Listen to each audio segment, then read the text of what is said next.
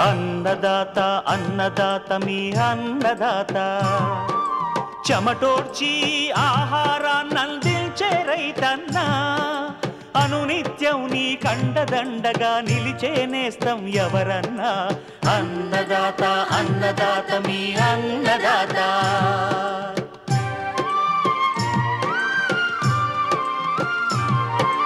నూతన రీతుల సాగుబడికి, నూరింతలు పెరిగే దిగుబడికి సూచనలిచ్చే సస్య రక్షణకు, పశు పోషణకి శాస్త్ర విజ్ఞానం అందించి ముందుకు నడిపే తెలుగు రైతు భారతదేశానికి మకుటం అయ్యేలా తీర్చిదిద్దే ఆశయంతో మిమ్ము మేలు కొలిపేది అన్నదాత.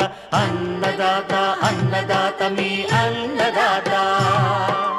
అన్నదాత అన్నదాత మీ అన్నదాత. అన్నదాత ప్రేక్షకులకు నమస్కారం. ఈనాటి ముఖ్యాంశాలు: పూత దశలో ఉన్న ఖరీఫ్ కందిలో చేపట్టాల్సిన సమగ్ర సస్యరక్షణ చర్యలు, గొర్రె పిల్లల పోషణ సంరక్షణలో మెలకువలు, ఇంకా జై కిసాన్ వ్యవసాయ సమాచారం.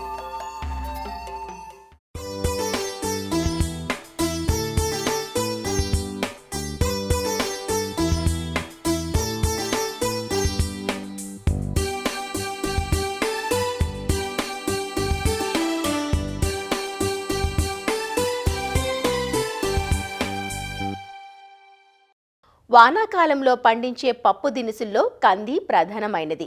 ప్రస్తుతం పైరు శాఖీయ దశ నుంచి పూత దశలో ఉంది. ఇప్పుడున్న వాతావరణ పరిస్థితుల్లో పూత దశలో ఉన్న కందిని పలు చీడపీడలు ఆశించే ఆస్కారం ఉంది. ప్రధానంగా మరూక పురుగు, శనగపచ్చు పురుగు, కాయతుల్చి ఈగ, వెర్రి తెగులు, ఎండు తెగులు వంటివి ఆశించి పంట దిగుబడులను నష్టపరుస్తున్నాయి. ఈ దశలో చీడపీడల పట్ల అప్రమత్తంగా ఉంటూ సకాలంలో నివారించుకోవాలి. చీడపీడల నివారణకు సమగ్ర చర్యలు పాటించాలంటూ తెలియజేస్తున్నారు ప్రొఫెసర్ జయశంకర్, తెలంగాణ రాష్ట్ర వ్యవసాయ విశ్వవిద్యాలయం పాలెం కృషి విజ్ఞాన కేంద్రం శాస్త్రవేత్త డాక్టర్ శైలా. వానాకాలంలో సాగు చేసేటువంటి పప్పు దినుసు పంటల్లో కంది పంట అనేది చాలా ముఖ్యమైనటువంటి అపరాల పంట అని చెప్పుకోవచ్చు. ప్రస్తుతము శాఖీయ దశ నుంచి పూత దశలో ఉంది. ఈ పూత దశ అనేది చాలా ముఖ్యమైనటువంటి దశగా చెప్పుకోవచ్చు.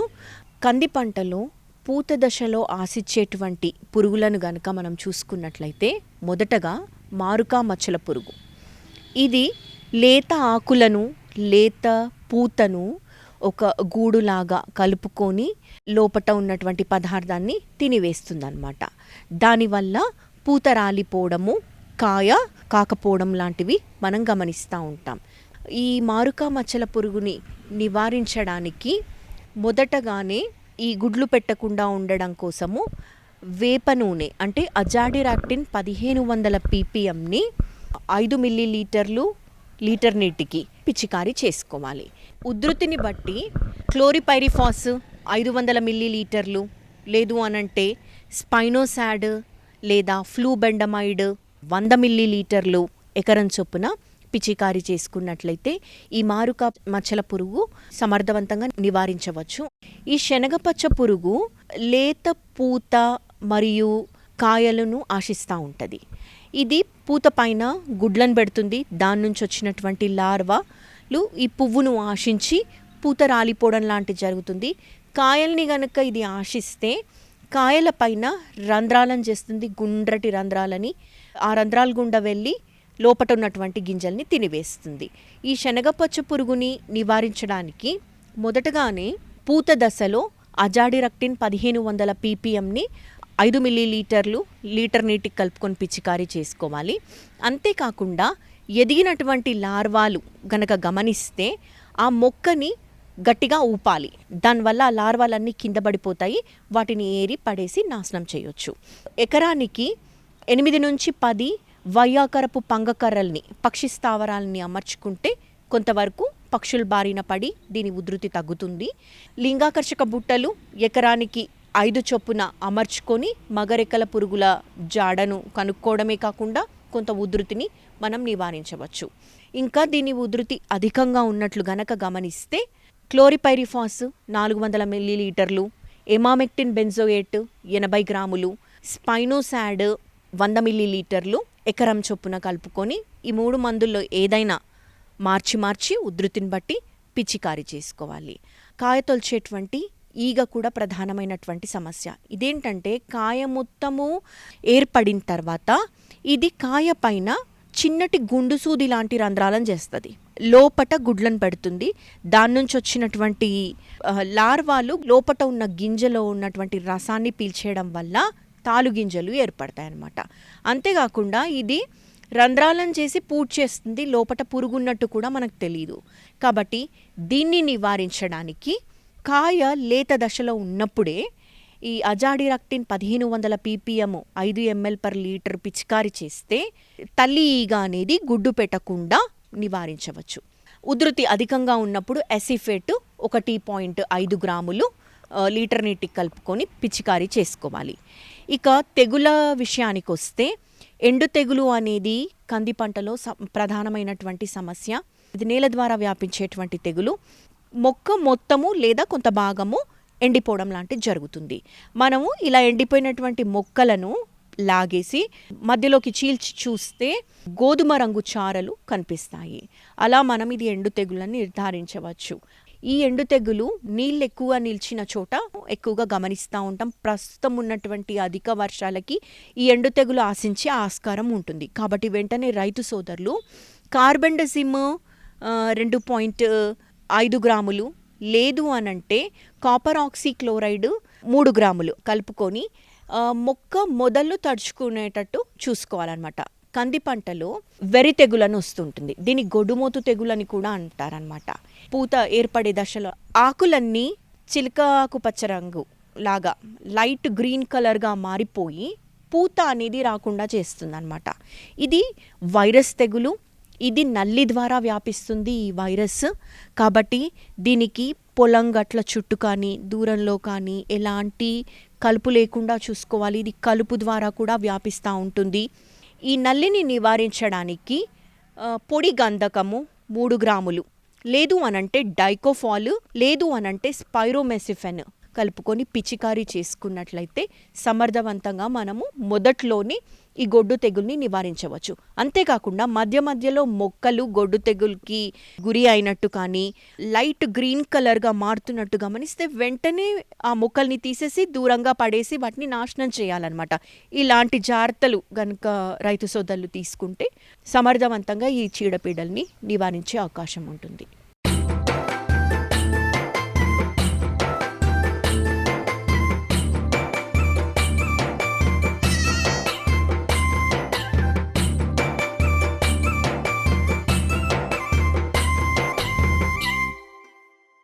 వ్యవసాయ అనుబంధ రంగాల ప్రాధాన్యత రోజురోజుకు పెరుగుతోంది.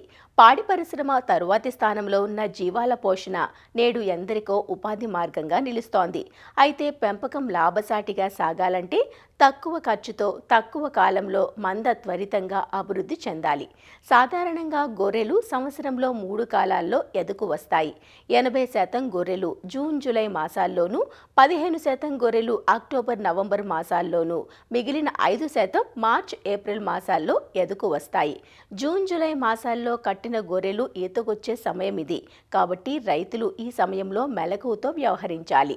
పిల్లల సంరక్షణలో కొన్ని యాజమాన్యపు మెలకువలు పాటించాలంటూ తెలియజేస్తున్నారు నంద్యాల జిల్లా యాగంటిపల్లి కృషి విజ్ఞాన కేంద్రం శాస్త్రవేత్త డాక్టర్ కృష్ణమూర్తి. ప్రస్తుతం ఈ యొక్క గొర్రె పిల్లలు అనేటువంటిది ఈ యొక్క ఈనడం అనేటువంటిది ఈ సీజన్ అనేటువంటిది మొదలైంది.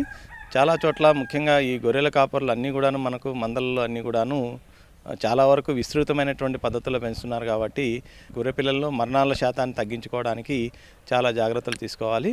ఈ యొక్క గొర్రెల కాపర్లు ప్రతి సంవత్సరం కూడాను దాదాపు 30 నుండి 50% వరకు గొర్రె పిల్లల్లో మరణాలను చూస్తూ ఉన్నారు. దీనికి ముఖ్యంగా మనము పుట్టినటువంటి మొదటి రోజు నుండి కూడాను మనం దాన్ని 3 నెలల వరకు శాస్త్రీయపరమైనటువంటి యాజమాన్య పద్ధతులు కానీ పాటించినట్లయితే గొర్రె పిల్లలను బాగా పెరిగేటట్టుగా చేసి మనం మంచి ఎక్కువ ఆదాయాన్ని లాభాలను పొందడానికి అవకాశం ఉంది. కాబట్టి ఈ పుట్టినటువంటి పిల్లలను మనం తగినంత జాగ్రత్తతో పెంచాల్సినటువంటి అవసరం ఉంది.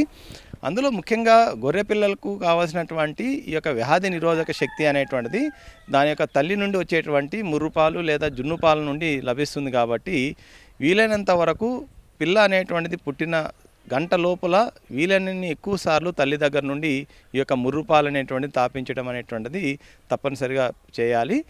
ఆ వ్యాధి నిరోధక కారకాలు కేవలం గంట సేపు మాత్రమే ఈ పిల్ల యొక్క చిన్న ప్రేగులో పీల్చుకోవడానికి వీలవుతుంది. కాబట్టి వీలైనంత వరకు గంట సేపు లోపు ఈ యొక్క ముర్రుపాలని తాపించడం అనేటువంటిది విధిగా చేసినట్లయితే చాలా వరకు ఈ యొక్క పిల్లల్లో మరణాలని మనము తగ్గించడానికి వీలవుతుంది. కాబట్టి జున్నుపాలు లేదా ముర్రుపాలు అనేటువంటిది తాపించాలి. చాలా వరకు 2వ రోజు నుండి మనము గొర్రె పిల్లలకి ఒక యాంటీబయాటిక్ మందుని తాపించాల్సినటువంటి అవసరం ఉంది. ఎందుకంటే ఈ యొక్క పాలు అనేటువంటిది ఈ యొక్క పిల్ల తాగుతూ ఉన్నప్పుడు ఈ మొదటగా వచ్చేటువంటి ఇన్ఫెక్షన్ అంతా కూడాను పిల్లకి ఈ తల్లి పొదుగు నుండే వస్తుంది. ఎందుకంటే తల్లి నేల మీద పడుకున్నప్పుడు ఆ యొక్క సూక్ష్మజీవులన్నీ కూడాను ఆ పొదుగుకి అంటుకొని ఉంటాయి. పిల్ల ఆ యొక్క పాలు తాగినప్పుడు పాల ద్వారా గొర్రెపిల్ల యొక్క శరీరంలోకి ఈ యొక్క సూక్ష్మజీవులు అనేటువంటిది ప్రవేశిస్తాయి. కాబట్టి పుట్టినటువంటి 2వ రోజు నుండి 5వ రోజు వరకు కూడాను 3 రోజుల పాటు ఏదైనా ఒక యాంటీబయాటిక్ మిశ్రమాన్ని, ముఖ్యంగా ఈ యొక్క డాక్సిసైక్లిన్ నియోమైసిన్ కానీ లేదా టెట్రాసైక్లిన్ కానీ ఇటువంటి యాంటీబయాటిక్ మందులను ఈ యొక్క పిల్లకు కానీ తాపించినట్లయితే నివారించడానికి వీలవుతుంది. తద్వారా పిల్లలు పారుకోవడం కూడా నివారించవచ్చు. 5వ రోజు నుండి 7వ రోజు వరకు ఈ జీర్ణశక్తిని మనం పెంపొందించడానికి గాను ఈ యొక్క లివర్ టానిక్ను మనం తాపించాల్సి ఉంటుంది. దీనివల్ల జీర్ణశక్తి అనేటువంటిది పెరిగి ఈ యొక్క పాలు అరుగుదల కానీ అలాగే మనకు ఆహారం తీసుకోవడం అనేటువంటిది బాగుంటుంది, ఆకలి అనేటువంటిది బాగా అవుతుంది. కాబట్టి ఈ యొక్క లివర్ టానిక్ అనేటువంటిది మనం తాపించాల్సినటువంటి అవసరం ఉంది.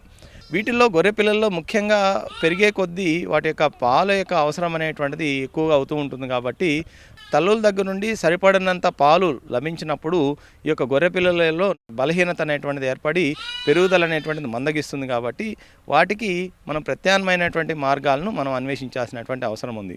అంటే పాలు అనేటువంటిది సరిపోనప్పుడు చాలా వరకు మనము ఈ యొక్క గేదె పాలు కానీ ఆవు పాలు కానీ తాపుతూ ఉంటాం. అయితే ఈ గేదె పాలు ఆవు పాలల్లో తాపడం వల్ల 2 రకాలైనటువంటి నష్టాలు ఉన్నాయి. ఒకటి, వీటిల్లో ఈ యొక్క వెన్న శాతం అనేటువంటిది లేకపోతే వాటిలో ఉన్నటువంటి సాలిడ్స్ అనేటువంటి ఎక్కువగా ఉండడం వల్ల జీర్ణశక్తి అనేటువంటి తక్కువగా ఉండి, అంటే అరుగుదల అనేటువంటి తక్కువగా ఉండి పారుకునేదానికి అవకాశం ఉంది. రెండవది, పాలు తాపుతున్నప్పుడు ఇన్ఫెక్షన్స్ కూడా వచ్చేదానికి అవకాశం ఉంది. కాబట్టి వాటికి బదులుగా మనకు బెంగళూరులో ఉండేటువంటి NIANP సంస్థ వాళ్ళు రూపొందించినటువంటి ఒక మిల్క్ రీప్లేసర్ అనేటువంటిది, పాల పొడి అనేటువంటిది మనకు దొరుకుతుంది. దీనిని మనము ఈ యొక్క ప్రతిరోజు కూడాను 50 గ్రాములు మనం వేడి నీళ్ళల్లో బాగా కరిగించి దాన్ని మనం కానీ తాపినట్లయితే పిల్లలకి ఈ యొక్క పాలు ఏదైతే తక్కువగా దొరుకుతున్నాయో వాటిని మనము అధిగమించవచ్చు. అలాగే పెరుగుతున్న కొద్దీ ఈ యొక్క పిల్లలకు పోషకాల అవసరం అనేటువంటిది ఎక్కువగా ఉంటుంది. కాబట్టి వాటి యొక్క అవసరానికి తగినట్టుగా మనం ఆహారాన్ని అందించాలి. అందుకోసం అని చెప్పి 2 వారాల తర్వాత నుండి మనం వీటికి క్రీప్ దానా అనేటువంటి దానాను మనం అలవాటు చేయాల్సి ఉంటుంది. ఈ క్రీప్ దానాలో దాదాపు 20% వరకు మనకు మాంసకృతులు ఉంటాయి. కాబట్టి ఈ మాంసకృతులు అనేటువంటిది వాటి యొక్క పెరుగుదలను బాగా వృద్ధి చేస్తాయి. కాబట్టి అటువంటి క్రీప్ దానాన్ని మనము ఈ 2వ వారం తర్వాత నుండి పిల్లలు తినేటట్టుగా మనం అలవాటు చేయాలి. ప్రతిరోజు కూడా ఒక్కొక్క పిల్లకు 50 గ్రాముల నుండి మొదలుపెట్టి 3 నెలల లోపు మనం నెమ్మదిగా పెంచుకుంటూ 200 గ్రాముల వరకు కూడా ఈ క్రీప్ దానాన్ని మనం తినిపించవచ్చు. దీనివల్ల మనకు పాలు అనేటువంటిది అందకపోయినా సరిపోకపోయినా ఈ క్రీప్ దానా వల్ల వాటికి కావాల్సినటువంటి పోషకాలు అనేటువంటివి లభిస్తాయి. కాబట్టి ఈ క్రీప్ దానాను మనం తినిపించాల్సినటువంటి అవసరం ఉంది. ముఖ్యంగా మనం కానీ చూసినట్లయితే ఈ యొక్క లవణాల లోపం అనేటువంటిది ఈ యొక్క పిల్లల్లో ఎక్కువగా గమనిస్తుంటాం. దానివల్ల ఈ యొక్క మట్టి నాకడము, అలాగే గోడలు నాకడము, ఇటువంటి వాటి వలన ఈ యొక్క పారుకోవడము, తద్వారా చనిపోవడం అనేటువంటిది ఈ యొక్క గొర్రెల కాపరులందరూ ఎదుర్కొంటున్నటువంటి ప్రధానమైన సమస్య. విధిగా ఈ యొక్క పిల్లలు ఉంచేటువంటి ప్రదేశంలో లవణ ఇటుకలను వేలాడదీయాల్సినటువంటి అవసరం ఉంది. ఈ లవణ ఇటుకలను వేలాడదీయడం వల్ల గొర్రెలు వాటికి అవసరమైనటువంటి లవణాలను ఆ ఇటుకను నాకడం ద్వారా ఈ యొక్క లోపాలు అనేటువంటిది నివారించబడతాయి. తద్వారా వాటిలో పారుకోవడం కానీ, పెరుగుదల నష్టపోవడం కానీ ఇటువంటివన్నీ కూడా లేకుండా పిల్లలు ఆరోగ్యంగా పెరిగేదానికి అవకాశం ఉంది. కాబట్టి ఖచ్చితంగా లవణ ఇటుకను వేలాడదీయాల్సినటువంటి అవసరం ఉంది. అలాగే మనం గొర్రె పిల్లలన్నిటికీ విధిగా 15వ రోజున మనం ఈ యొక్క నట్టల నివారణ మందు అనేటువంటి తాపించినట్లయితే గొర్రె పిల్లల్లో గ్రోత్ రేట్ అంటే పెరుగుదల రేటుని అభివృద్ధి చేసుకోవచ్చు. తద్వారా 3 నెలల వయసుకి 12 నుండి 15 కేజీల బరువు పెరిగేటట్టుగా మనం చూసుకోవచ్చు. తర్వాతి దశలో ఈ ఫ్యాటనింగ్ స్టేజ్లో ఇవి యొక్క గ్రోత్ రేట్ అనేటువంటిది చాలా ఎక్కువగా ఉండేదానికి అవకాశం ఉంది. కాబట్టి ఇప్పుడు చెప్పినటువంటి చర్యలన్నింటినీ కూడా గొర్రెల కాపర్లు పాటించినట్లయితే గొర్రె పిల్లల్లో మరణాల శాతాన్ని తగ్గించుకోవచ్చు.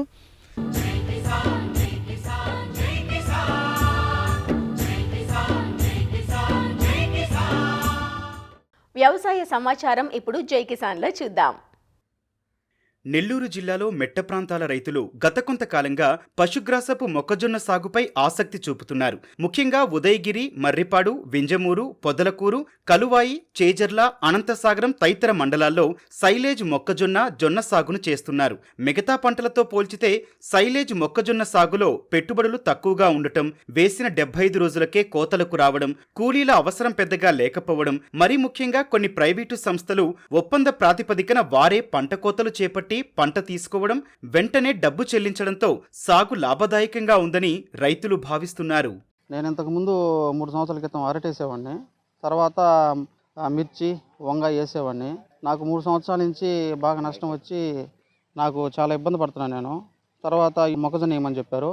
కేవలం 75 రోజుల్లో మాత్రమే ఈ మొక్కజొన్న వస్తుందని చెప్పారు. వేసిన రోజే రేటు ఫిక్స్ చేసి వాళ్ళు చెప్పడం జరిగింది.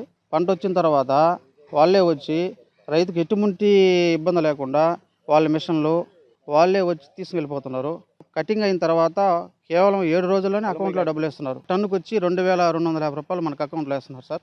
ఎకరాకి 18,000 రూపాయలు ఖర్చు అవుతుంది. ఒక 20 టన్నులు ఎకరాకు వస్తుంది. లాభానికి వచ్చేటప్పటికి ఒక 25,000 రూపాయలు మనకి లాభం వస్తుంది. మనకి చాలా బాగుంది ఇది. డల్లార్లు కానీ ఏజెంట్లు కానీ ఇందులో మనకి ఎటువంటి ఇన్వాల్వ్మెంట్ లేదు. ఇంతకుముందు మేము శేంగడ్డ వేసామండి. శేంగడ్డ కులిపోవడం, ఇంకా రేట్ లేకపోవడం వల్ల బాగా నష్టపోయాము. అందువల్ల మీకు ఈ పంట మార్పిడి అని చెప్పారు. పంట మార్పిడి మొక్కజొన్నలోకి వచ్చాము. ఈ మొక్కజొన్న వేయడం వల్ల మాకు ఒక 10,000-15,000 ప్రాఫిట్ వస్తుంది. బ్రహ్మాండంగా లాభం వస్తుంది. ఇబ్బంది లేదు సార్. వాళ్ళ సలహాలు పాటించి వచ్చి చూసుకుంటా పోయేది వచ్చేవాళ్ళు. ఏమన్నా పిండి ఏమన్నా ముందు కింద ఏమన్నా తక్కువ ఉందా వచ్చేవాళ్ళు, వాళ్ళ కంపెనీ తరఫున మనుషులు వచ్చి చూసి నాకు సలహా చెప్పేది. వాళ్ళు చెప్పిన భారం నేను చేస్తున్నాను. నాకు బాగా ఆదాయం వచ్చింది. పంట సాగులో తగిన సూచనలు, సలహాలు అందిస్తున్నామని, రైతులకు సైలేజ్ జొన్న, మొక్కజొన్న సాగు లాభదాయకంగా ఉందని అధికారులు తెలియచేస్తున్నారు. సైలేజ్ మొక్కజొన్న సాగుతో మెట్ట ప్రాంతాల రైతులు ఆర్థికంగా నిలదొక్కునేందుకు కొంత అవకాశం ఉంటుందని వివరిస్తున్నారు.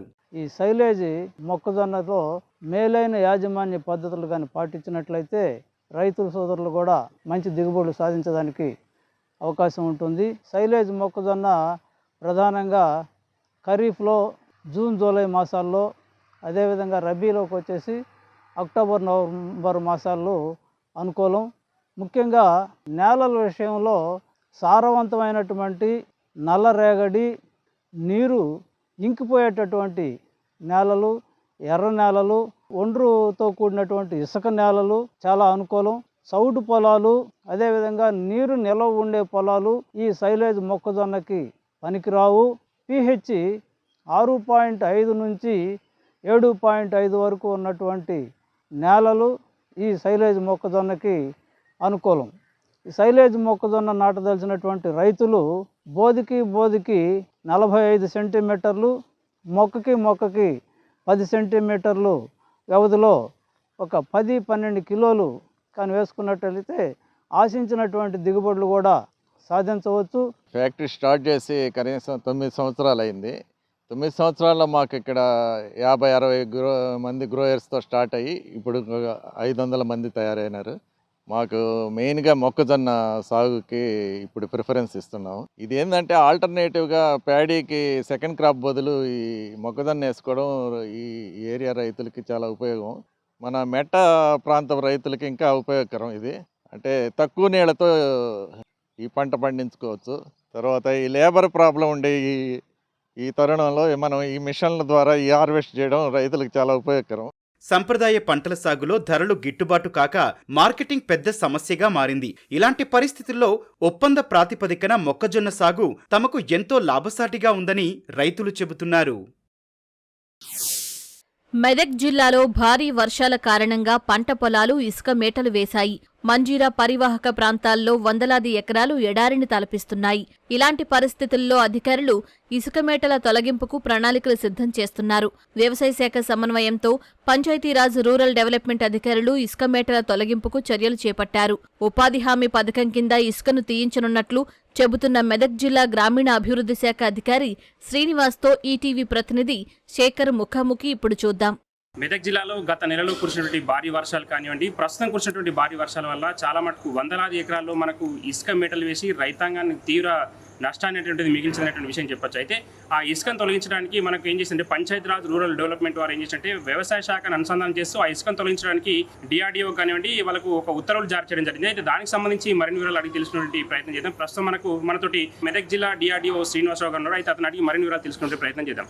సార్, మన మెదక్ జిల్లాలో ఇప్పుడు దాదాపుగా ఎన్ని ఎకరాల్లో ఇసుక మేటలు వేసింది? ఇప్పుడు ఆ ఇసుకను తొలగించడానికి మీకు ఏ ఉత్తర్వులు వచ్చినాయి? జిల్లా వ్యవసాయ అధికారుల అంచనా ప్రకారం సుమారు 2733 ఫార్మర్స్, అట్లాగే 1200 ఎకరాల్లో ఇసుక మేటలు వేసినట్టు ప్రాథమికంగా తేలింది. ఇంకా సర్వే జరుగుతుంది. రూరల్ డెవలప్మెంట్ డిపార్ట్మెంట్ నుంచి వచ్చిన సర్క్యులర్ ప్రకారం ఒక రైతు, జాబ్ కార్డు ఉన్న రైతుకు 2 ఎకరాల మేరకి మనం ఇసుక మేటలు తీయచ్చు. అది ఒక ఎకరానికి 600 క్యూబిక్ మీటర్ల వరకు తీయచ్చు.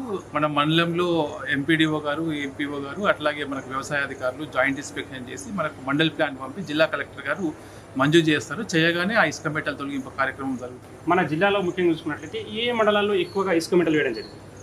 ఈ శంకరంపేట ఆరు కానీ, రామాయంపేట వైపు, హవేలీ గన్పూర్ వైపు, ఇటు పాపన్నపేట ఇట్లాంటి మండలాల్లో ఎక్కువ ఇసుక మేటలు జరిగినాయి. బట్ అంతో ఇంతో చాలా మండలాల్లో జరిగినాయి. బట్ ఈ 4-5 మండలాల్లో ఎక్కువ. ప్రస్తుతం అయితే మీరు ఎక్కడెక్కడ జాయింట్ సర్వే, వ్యవసాయ శాఖతోటి ఎక్కడెక్కడ జాయింట్ సర్వే చేసేసారు?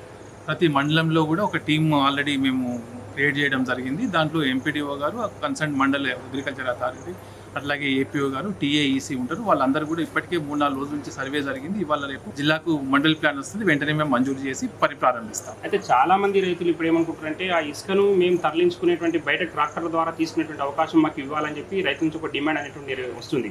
అయితే దానికి రైతులు అంటే రైతులు ఆ ఇసుకను తీసుకోవడానికి అవకాశం ఏమైనా ఉంటుందా, లేకపోతే మీరే ఉపాధి హామీ కూలీ ద్వారా బయటకు తీసుకొచ్చే అవకాశం ఉంటుందా? ఉపాధి హామీ కూలీ ద్వారా 10 మీటర్ల బయట మనకి ఇసుక వేస్తారు. కానీ రైతు మాత్రమే ట్రాక్టర్లలో సొంత ఖర్చుతో తీసుకుపోవాల్సి వస్తుంది. ఓన్లీ కూలీలకు మాత్రమే ఉపాధి హామీ పథకం నుంచి చెల్లించడం జరుగుతుంది. మంజీరా నది పరివాహక ప్రాంతం కావచ్చు, హల్దీ పరివాహక ప్రాంతం కావచ్చు, చాలా మటుకు కొన్ని వందలాది ఎకరాల్లో మనకు ఇసుక మేటలు వేయడం జరిగింది. అయితే దానికి ఎప్పటికీ కూడా ఈ పరిస్థితి వస్తుంది. వాళ్ళకు దానికి ఏమైనా శాశ్వత పరిష్కారం చూపించే అవకాశం ఉంటుందా?